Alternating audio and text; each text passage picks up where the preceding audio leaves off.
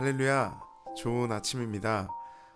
오늘도 살아계신 하나님의 말씀을 우리가 묵상하면서 주님께서 무엇을 더욱더 기뻐하시고 지금 현재 살아가고 있는 우리 삶 속에서 어떠한 태도를 가지고 삶을 살아가길 원하시는지 들으시는 그러한 시간이 되기를 소망합니다. 6월 6일 월요일 아침 예배 성삼위 하나님께 올려드립니다. 우리 다 함께 사도신경으로 신앙을 고백하며 이 아침을 시작하길 원합니다.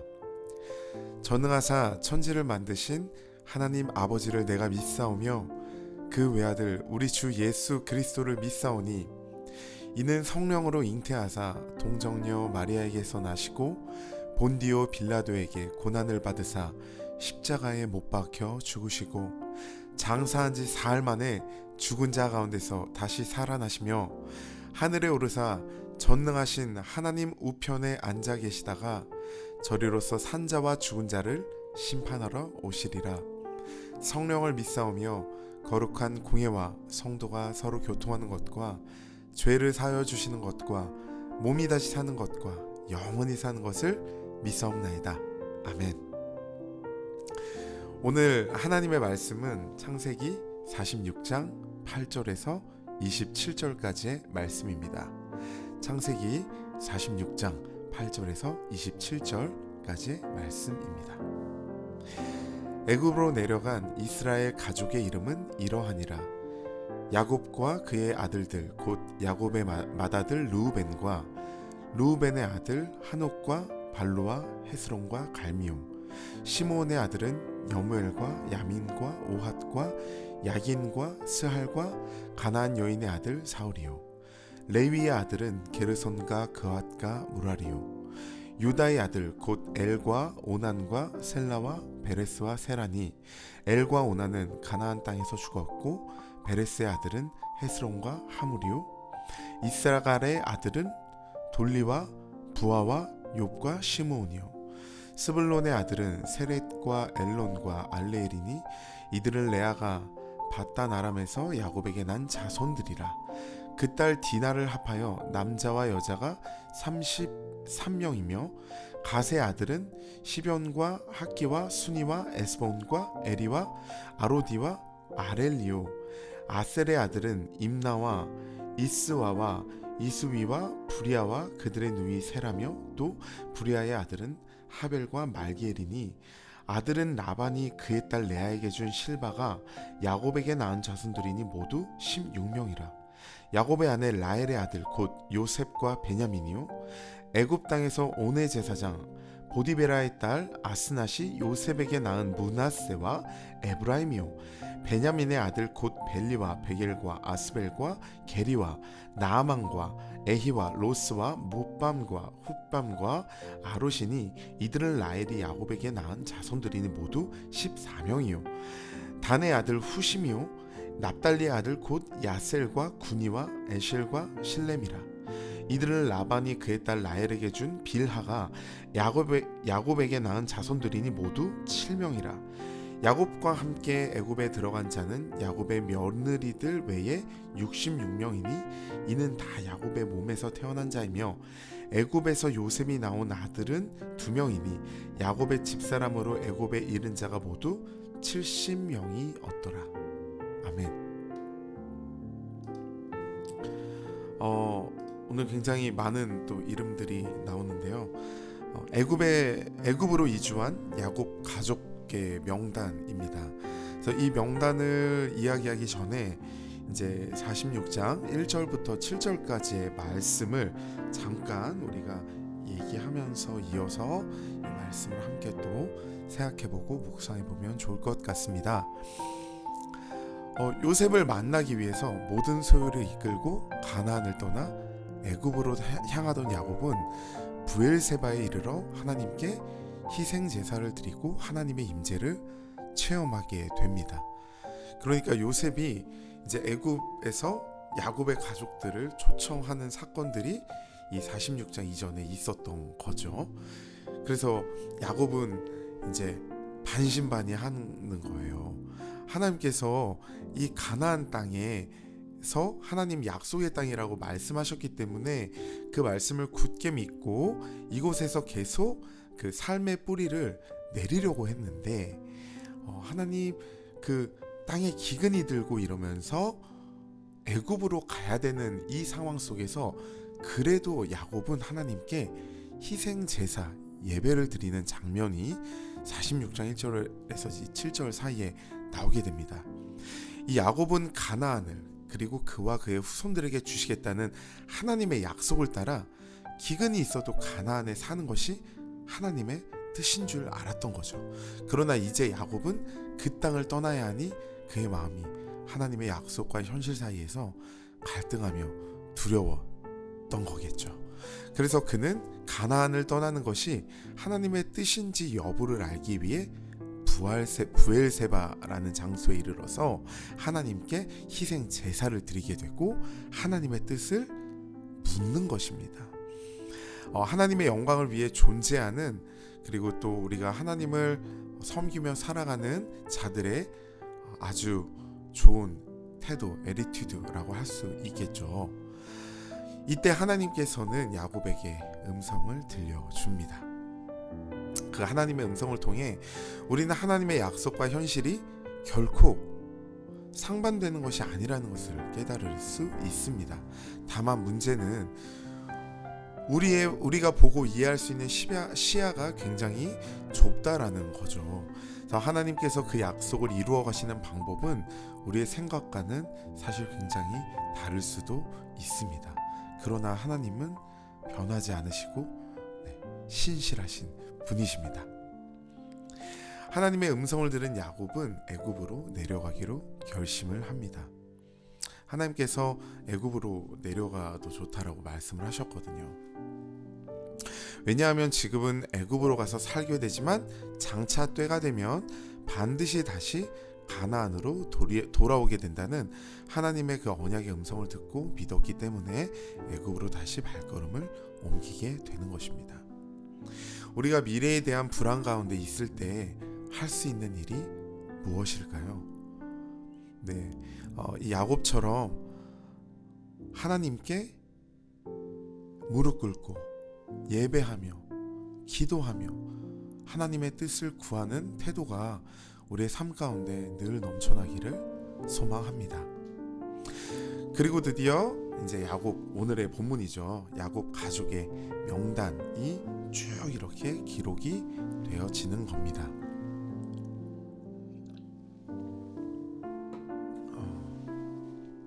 이 본문에는 애굽으로 내려간 야곱의 가족 명단이 쭉 기록이 돼 있습니다. 그 명단은 야곱의 12아들들을 중심으로 기록되었고 야곱의 4아내의 소생별로 기록이 되어 있습니다. 그들은 야곱의 몸에서 난 자손들이었습니다. 야곱의 이 정체 명단에서 야곱과 직접 관련이 없는 후손은 단 한 사람도 없습니다. 이 계보는 그래서 상당히 중요합니다. 무엇 때문에 이 중요한 시점에 이것을 장황하게 나열하고 있는 것일까요? 그것은 바로 이 세상에서 그리스도보다 더 중요한 것은 아무것도 없기 때문입니다. 여기에 나열된 것은 장차 오실 예수 그리스도의 계보를 밝힌 것이기 때문에 그렇습니다.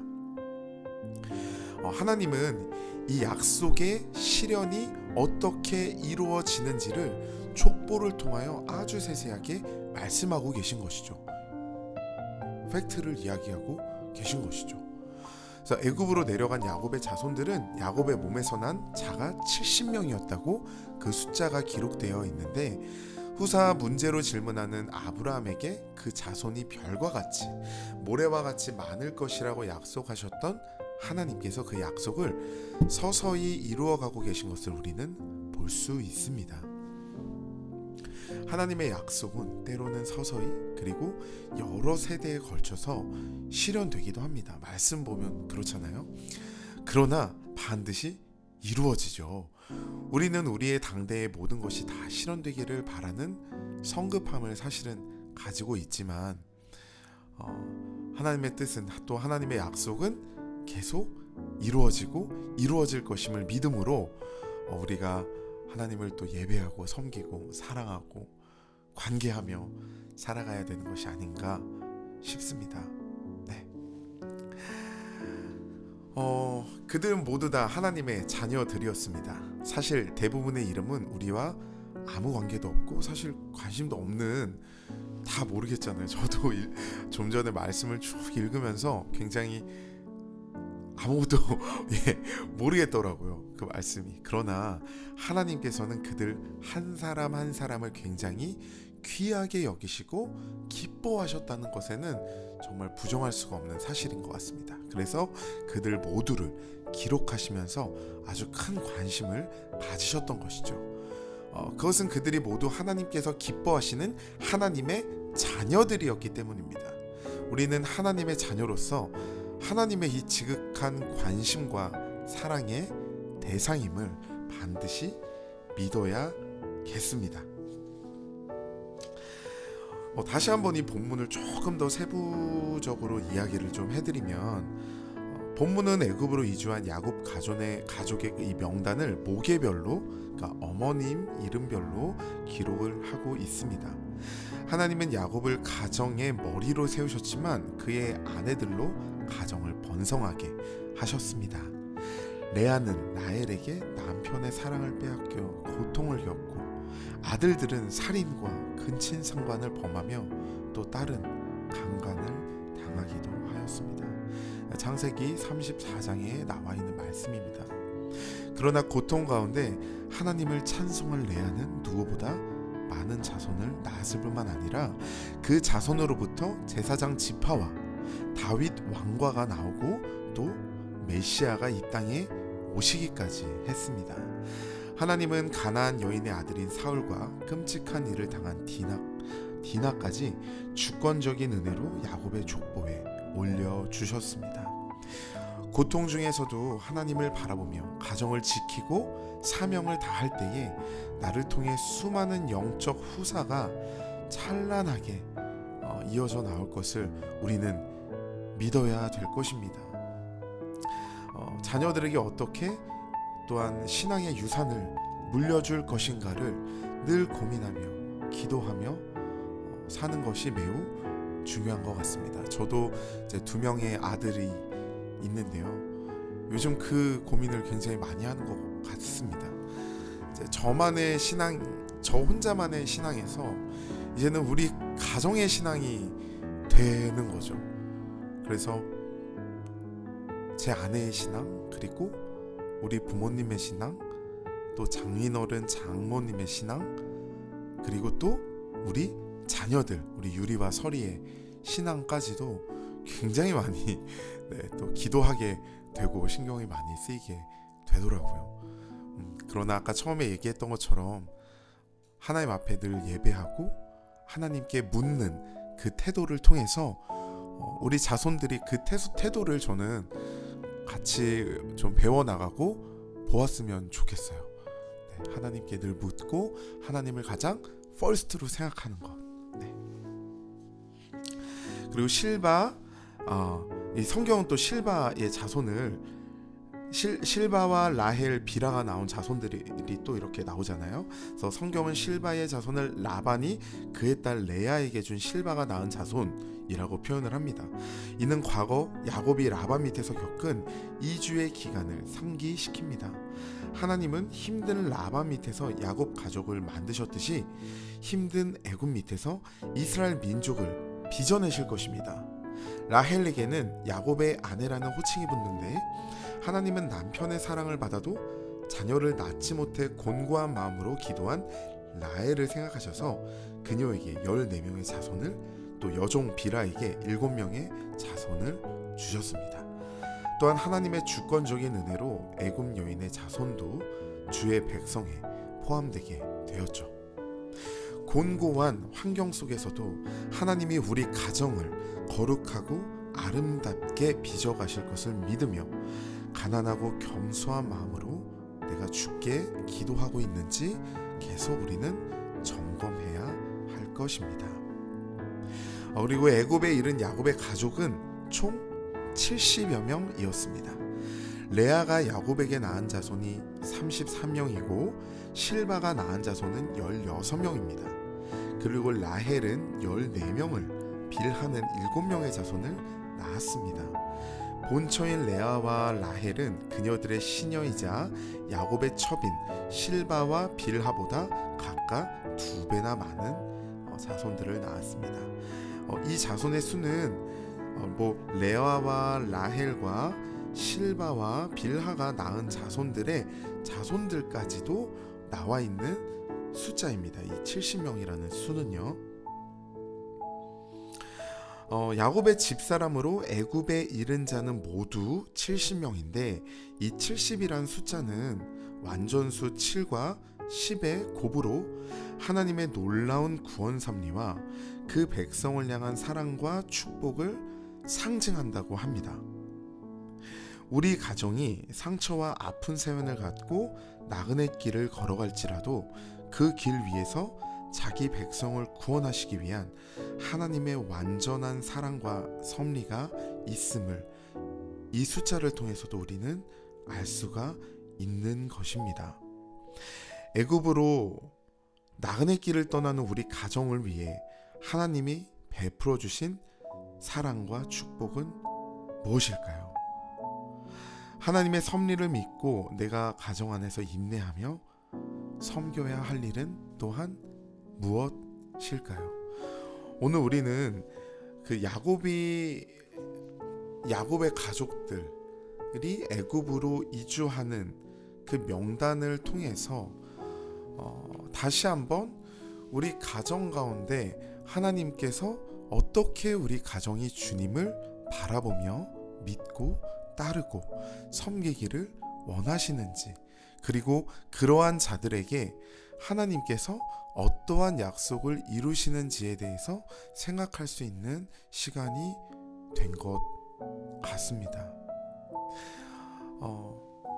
그렇죠. 우리는 그 하나님의 사랑을 이미 다 받은 자들이잖아요. 자신의 하나뿐인 아들, 심지어 자기 자신인 예수 그리스도를 아낌없이 우리 가운데 우리를 구원하시려 보내주신 그 아버지의 놀라운 사랑을 이미 우리는 받았습니다. 그 놀라운 사랑을 우리가 기억하면서 우리 자손들에게 알려줘야 할 이 한 가지 복음, 하나님만이 우리의 구원자시다. 예수 그리스도가 우리를 사랑하셨다. 아니, 사랑하신다. 우리를 앞으로도 계속 사랑하신다. 창조주 하나님이 우리 가정을 통해 이 약속을 평생 동안 그리고 우리 대대에 이루어 가시는 분이시다라는 이 사실을 기억하면서 믿으시고, 또한 앞으로 우리 가정을 하나님께 완전히 맡겨드리고 어떻게 또 우리 가정을 이끌어 가실지에 대한 소망함과 기대함을 가지고 오늘 이 아침을 또 묵상하시고 앞으로 살게 되는 저와 여러분 되기를 소망합니다. 함께 기도하심으로 말씀을 또 더 묵상해보고 기도하는 시간 갖도록 하겠습니다. 주님, 너무 감사합니다. 오늘 하나님 애굽으로 간 야곱의 그 가족들, 그 이야기를 통해서 다시 한번 하나님께서 하나님의 백성, 또 하나님을 경외하기로 결단한 그 하나님의 사람들과 그 가정을 어떻게 주님께서 이끌어 가시고 또 어떻게 이끌어 가실지에 대해서 생각할 수 있는 시간을 주신 주님 감사합니다. 하나님께서 그렇게 저뿐만 아니라 속해 있는 우리 가정을 그렇게 인도하실 것을 믿습니다. 너의 하나님 여호와가 너의 가운데 계시는 이는 구원을 베푸실 전능자시라 라고 말씀하신 주님, 하나님의 구원이 우리 가운데 있음을 다시 한번 고백하며 감사함으로 오늘 하루를 살아가는 저희가 되기를 소망합니다. 그렇습니다. 나와 내 집은 여호와 하나님만을 섬기기로 결단합니다. 예수님의 이름으로 기도했습니다. 아멘. 우리 함께 오늘 말씀을 또한 생각하며 기도하고 묵상하는 시간 갖겠습니다.